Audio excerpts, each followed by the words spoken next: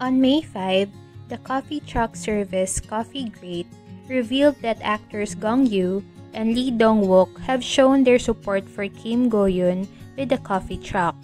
They revealed on Instagram, Goblin and the Grim Reaper sent this gift to Yoontak. It might be the best mood booster for the King Eternal Monarch staff. As you might have known, Gong Yoo, Lee Dong-wook, and Kim Go-eun were co-stars in TVN hit drama Goblin. Even though it has been more than 3 years since the drama came to an end, it seems like they are still close as friends.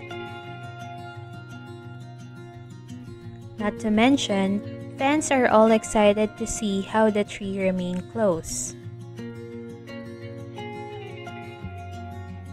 Meanwhile, Kim Go-eun currently stars in SBS The King, Eternal Monarch with Lee Min-ho, Woo Do-won, Kim Kyung-nam, Jung Yoon-chae, and more.